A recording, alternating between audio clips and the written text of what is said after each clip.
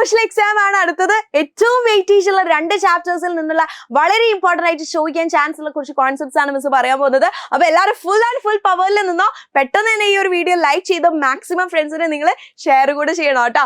Okay, so നമ്മുടെ budget എന്ന chapter അതേപോലെ അഗെയിൻസ്റ്റ് ഡിസ്ക്രിമിനേഷൻ എന്ന ചാപ്റ്ററിൽ നിന്ന് നല്ലൊരു പെർസെന്റേജ് ഓഫ് ക്വസ്റ്റ്യൻസ് നമുക്ക് പ്രതീക്ഷിക്കാം. അപ്പൊ ഈ പോർഷൻസിൽ നിന്ന് വരുന്ന ചോദ്യങ്ങൾ ഏതാണെന്നുള്ളത് നമുക്ക് എന്ത് ചെയ്യാം, ഒരൊറ്റ നോട്ടത്തിൽ നോക്കാം. അപ്പൊ എന്താണ് കുടുംബ വരുമാനം എന്ന് ചോദിക്കും.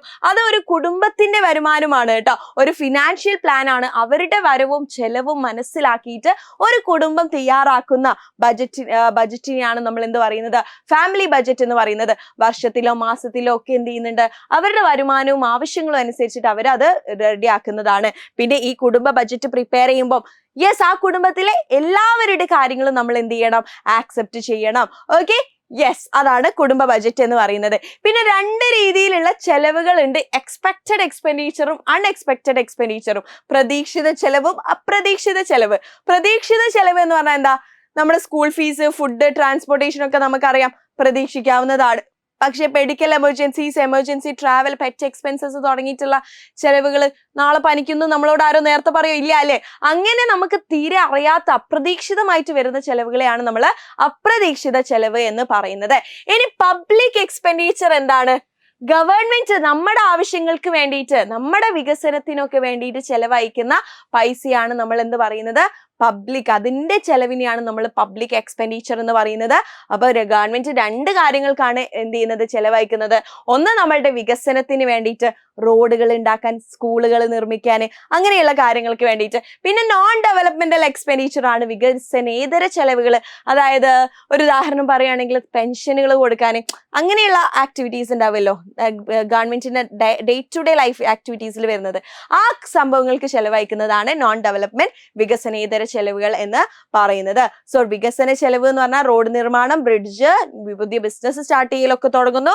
പിന്നെ വികസനേതര ചെലവുകൾ എന്ന് പറഞ്ഞാൽ പെൻഷന്, ഇൻട്രസ്റ്റ്, പിന്നെന്താണ് നമ്മളുടെ പ്രളയം ഒക്കെ നടക്കുമ്പോൾ, ഓക്കെ, ഈ ഭൂദുരന്തങ്ങളൊക്കെ നടക്കൂല, അത് നമുക്ക് പ്രതീക്ഷിക്കാതെ വരുന്നതാണ് അല്ലെ. അപ്പൊ ഇങ്ങനെയുള്ള ചെലവുകൾക്ക് വേണ്ടിയിട്ടും ഗവൺമെന്റ് എടുക്കുന്നുണ്ട്. അതാണ് നോൺ ഡെവലപ്മെന്റ് എക്സ്പെൻഡിച്ചർ എന്ന് പറയുന്നത്. മനസ്സിലാക്കണേ.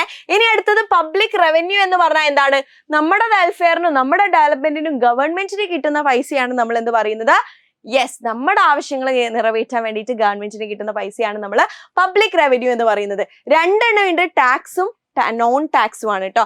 നികുതിയിലൂടെയും കിട്ടുന്നുണ്ട്, പിന്നെ എന്താണ് നികുതിയേതര വരുമാനവും. നികുതിയിലൂടെ എന്ന് പറയുമ്പോൾ എന്താണ്, 2 എണ്ണം ഉണ്ട് വീണ്ടും, ഡയറക്റ്റും ഇൻഡയറക്റ്റും ആണുള്ളത്. പ്രത്യക്ഷ നികുതിയും പരോക്ഷ നികുതിയും. പ്രത്യക്ഷ നികുതി എന്ന് പറഞ്ഞാൽ ആർക്കാണോ നികുതി ചുമത്തിയത് അയാൾ തന്നെ അടയ്ക്കുക. പരോക്ഷ നികുതി എന്ന് പറഞ്ഞാൽ നികുതി ചുമത്തിയത് ഒരാൾക്കായിരിക്കും, അത് ഭാഗികമായ പൂർണ്ണമായ മറ്റൊരാൾ അടയ്ക്കുന്നതിനെയാണ് നമ്മൾ പറയുന്നത്. അപ്പൊ ഇതിന്റെ ഉദാഹരണങ്ങൾ നോക്കുക. ഇൻകം ബിൽഡിംഗ് ടാക്സ് ഒക്കെ വരുന്നത് ഡയറക്റ്റ് ടാക്സിലാണ്. ഇൻഡയറക്റ്റ് ടാക്സിൽ നോക്കുവാണെങ്കിലോ എന്റർടൈൻമെന്റ് ടാക്സ്, സെയിൽസ് ടാക്സ് ഒക്കെ ആണ് വരുന്നത്. ഉദാഹരണ സഹിതം പഠിക്കണേ, ഇമ്പോർട്ടന്റ് ആയിട്ടുള്ള കാര്യങ്ങൾ മിസ് പറയുന്നുള്ളൂ. ഓക്കെ, ഇനി ബഡ്ജറ്റ് എന്ന് പറഞ്ഞാൽ എന്താണ്, യെസ്, ഒരു ഫിനാൻഷ്യൽ പ്ലാൻ ആണ് അല്ലെ. രാജ്യത്തിന്റെ വരവും അതേപോലെ തന്നെ ചെലവും മനസ്സിലാക്കി ഒരു വർഷത്തേക്ക് പ്രിപ്പയർ ചെയ്യുന്ന ഒരു ഫിനാൻഷ്യൽ ധനകാര്യ രേഖയാണ് നമ്മൾ ബഡ്ജറ്റ് എന്ന് പറയുന്നത്. ബഡ്ജറ്റ് അവതരിപ്പിക്കുന്നത് ഫിനാൻസ് മിനിസ്റ്റർ ആണ്. ഏപ്രിൽ 1 തുടങ്ങി മാർച്ച് 31 വരെയാണ് നമ്മൾ ബഡ്ജറ്റ് പ്രസന്റ് ചെയ്യുന്നത്.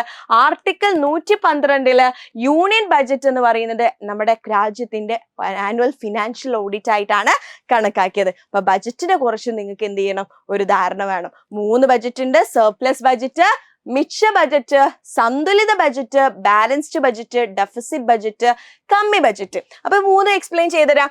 വരുമാനം കൂടുതലും ചെലവ് കുറവുമുള്ളതാണ് സർപ്ലസ് ബഡ്ജറ്റ്. ഇൻകമും എക്സ്പെൻഡിച്ചറും ഒരുപോലെയുള്ളത് ബാലൻസ്ഡ് ബഡ്ജറ്റ്. ഇൻകം വളരെ കുറവാണ്, പക്ഷെ ചെലവ് നല്ല കൂടുതലാട്ടോ. അതിനെയാണ് നമ്മൾ എന്ത് പറയുന്നത്, ഡെഫിസിറ്റ് ബഡ്ജറ്റ് എന്ന് പറയുന്നത്. ഇനി ഇതാ നമ്മളുടെ ധനനയം, ഫിസ്ക്കൽ പോളിസി. ഗവൺമെന്റിന് കുറച്ച് വരവുണ്ട്, ഗവൺമെന്റിന് കുറച്ച് ചെലവുണ്ട്, ഗവൺമെന്റിന് കുറച്ച് കടങ്ങളും ഉണ്ട് അല്ലെ. ഇതിനെല്ലാം ഗവൺമെന്റ് ബാലൻസ് ചെയ്യുന്നതിനെ, പ്ലാൻ ചെയ്യുന്നതിനെയാണ് നമ്മൾ ഫിസ്ക്കൽ പോളിസി എന്ന് പറയുന്നത്.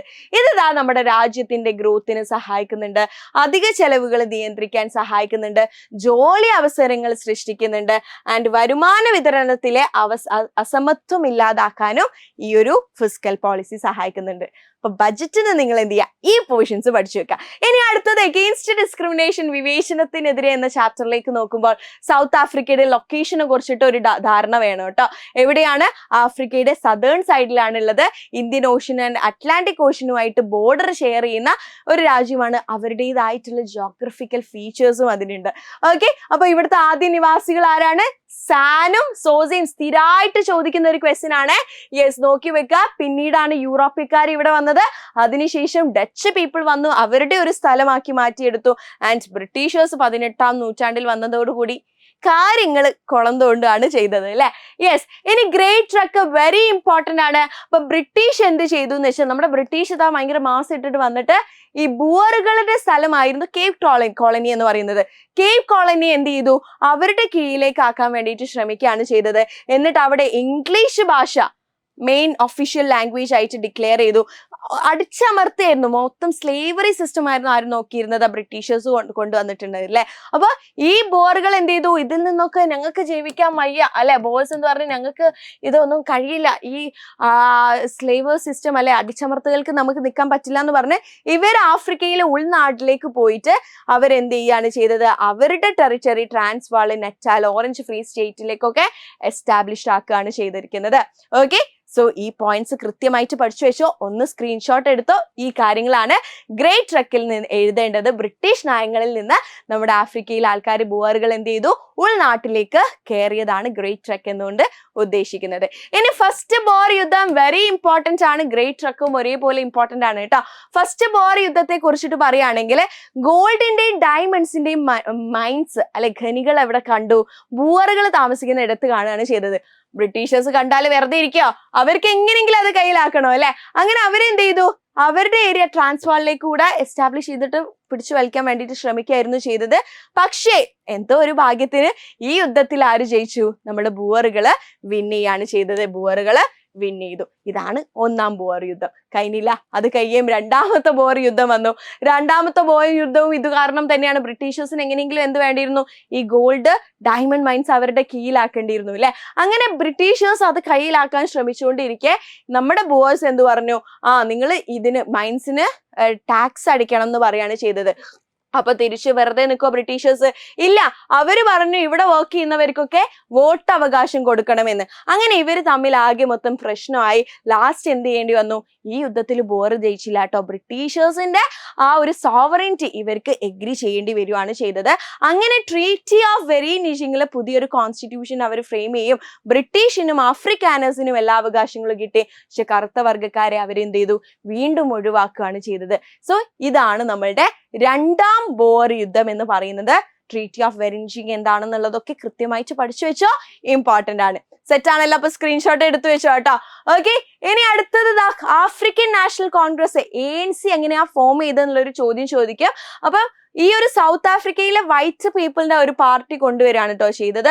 സൗത്ത് ആഫ്രിക്കൻ പാർട്ടി എന്ന് പറയുന്ന ഒരു പാർട്ടി. അങ്ങനെ ഈ ഒരു പാർട്ടി വന്നപ്പോൾ അവരെന്ത് ചെയ്തു? അവരൊരുപാട് നിയമങ്ങളൊക്കെ കൊണ്ടുവന്നു. എല്ലാ രീതിയിലും ആഫ്രിക്കയിലെ കറുത്ത വർഗ്ഗക്കാരെ അത് എഫക്ട് ചെയ്തു. അപ്പൊ ഈ ഒരു സമയത്താണ് ഇവരെന്ത് ചെയ്തത്? ഈ ഒരു ബ്ലാക്കും വൈറ്റും തമ്മിലുള്ള ഡിസ്ക്രിമിനേഷൻ സ്ട്രോങ് ആയപ്പോഴാണ് ഇവര് കുറച്ചൊരു പ്രൊട്ടസ്റ്റ് ഒക്കെ തുടങ്ങിയത്, നമ്മുടെ കറുത്ത വർഗ്ഗക്കാര്. അങ്ങനെയാണ് അവർ ആഫ്രിക്കൻ നേറ്റീവ് നാഷണൽ കോൺഗ്രസ് തുടങ്ങിയത്. പിന്നീട് അത് ANC എന്നറിയപ്പെടാൻ തുടങ്ങി, ആഫ്രിക്കൻ നാഷണൽ കോൺഗ്രസ്. ഓക്കെ, അങ്ങനെ ഇവരെന്ത് ചെയ്തിട്ടുണ്ട്? ഇവരുടെ ഡിസ്ക്രിമിനേഷനെതിരെയായിട്ടും അവരെ ഫെയർ അല്ലാത്ത രീതിയിൽ ട്രീറ്റ് ചെയ്യുന്നതിനെതിരെയായിട്ടൊക്കെ ഭയങ്കര രീതിയിൽ പ്രതിഷേധിച്ച് അവരെ സപ്പോർട്ട് ചെയ്യുന്ന ഒരു പാർട്ടിയായിരുന്നു, കറുത്ത വർഗ്ഗക്കാരെ സപ്പോർട്ട് ചെയ്യുന്ന പാർട്ടിയായിരുന്നു ആഫ്രിക്കൻ നാഷണൽ കോൺഗ്രസ് എന്ന് പറയുന്നത്. ഓക്കെ, സോ ഇനി ബ്രിട്ടീഷേഴ്സ് അവിടെയുള്ള വൈറ്റ് പീപ്പിൾസ് കൊണ്ടുവന്നിട്ടുള്ള നിയമങ്ങളുണ്ട്. ഈ നിയമങ്ങൾ എന്ത് ചെയ്യുക? നിങ്ങളൊന്ന് നോക്കിയിട്ട് നമ്മുടെ ടെക്സ്റ്റിൽ അതേപോലെ ടേബിൾ ആയിട്ട് തന്നിട്ടുണ്ട്. മക്കളെ, ആ ഒരു കോൺസെപ്റ്റ് പഠിച്ചു എന്നുള്ള കാര്യം ഉറപ്പുവരുത്തുക. ആൻഡ് ഈ വീഡിയോ കഴിഞ്ഞതിന് ശേഷം ബന്ധു എഡ്യൂക്കേഷൻ ആക്ട് എന്താണെന്നുള്ളത് താഴെ കമന്റ് ബോക്സിൽ ഒരു ലൈനിൽ ആൻസർ ചെയ്യണം കേട്ടോ. ഓക്കെ, ഇനി ഗ്രേറ്റ് അപ്പാർത്തൈഡ് അല്ലെങ്കിൽ അപ്പാർത്തൈഡ് എന്ന് പറഞ്ഞാൽ എന്താ? വർണ്ണ വിവേചനം എന്ന് പറഞ്ഞാല് യെസ്, കളറിന്റെ ബേസിസിൽ ആൾക്കാരെ എന്ത് ചെയ്യുന്ന? ഡിസ്ക്രിമിനേറ്റ് ചെയ്യുന്ന, വിവേചിക്കുന്ന ഒരു സിസ്റ്റമാണ് അവിടെ കൊണ്ടുവന്നിരിക്കുന്നത്. അതിനെയാണ് നമ്മൾ അപ്പാർത്തൈഡ്, വർണ്ണ വിവേചനം എന്ന് പറയുന്നത് അല്ലെ. അപ്പൊ അപ്പാർത്തൈഡിൽ വൈറ്റിന് എല്ലാ അധികാരങ്ങളും കിട്ടി. പക്ഷെ പാവം നമ്മളെ കറുത്ത വർഗ്ഗക്കാരെ എന്ത് ചെയ്തു, അവർ മൊത്തത്തിൽ അവഗണിക്കുകയാണ് ചെയ്തിരുന്നത് അല്ലെ. യെസ്, എന്താണ് അപ്പാർത്തൈഡ് എന്നുള്ള കാര്യം നിങ്ങളൊന്ന് നോട്ട് ചെയ്ത് വെക്കണം. ഇതാണ് മിസ് പറഞ്ഞിരിക്കുന്ന നിയമം.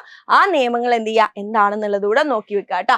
ഇനി റോബൻ ഐലൻഡിനെ കുറിച്ച് പറയുകയാണെങ്കിൽ, റോബൻ ഐലൻഡ് എന്താണ്, ഒരു വലിയൊരു ഹിസ്റ്ററി തന്നെ അവിടെ ആഫ്രിക്കയിൽ ഉണ്ടായിരിക്കുന്നു. കാരണം ഈ നെൽസൺ മണ്ടേല തുടങ്ങി എല്ലാവരും ജയിലിൽ അടക്കപ്പെട്ടതൊക്കെ എവിടെയായിരുന്നു, ഈ പ്രതിഷേധത്തിന്റെ ഭാഗമായിട്ട് റോബൻ ഐലൻഡിലായിരുന്നു കേട്ടോ. മണ്ടേല ഏകദേശം 18 വർഷം അവിടെ സ്പെൻഡ് ചെയ്തിട്ടുണ്ട്.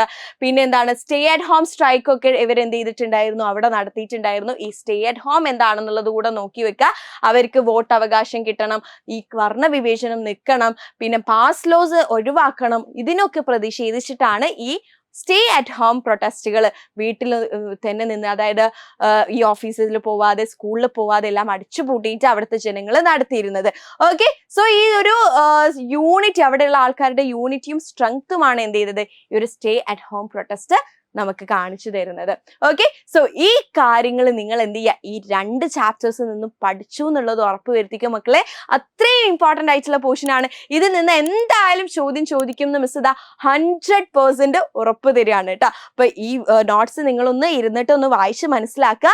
അപ്പൊ ഈ ഒരു വീഡിയോ നിങ്ങൾക്ക് ഹെൽപ്ഫുൾ ആയിട്ടുണ്ടെങ്കിൽ താഴെ കമന്റ് ബോക്സിൽ കമന്റ് ചെയ്യുക, ലൈക്ക് ചെയ്യുക, മാക്സിമം ഫ്രണ്ട്സിന് ഷെയർ ചെയ്യുക. ഇതേപോലെ യൂസ്ഫുൾ ആയിട്ടുള്ള വീഡിയോസും ഷോർട്സും നമ്മുടെ ചാനലിൽ അപ്പ് ചെയ്തുകൊണ്ടേയിരിക്കും കേട്ടോ. അപ്പൊ all the very best.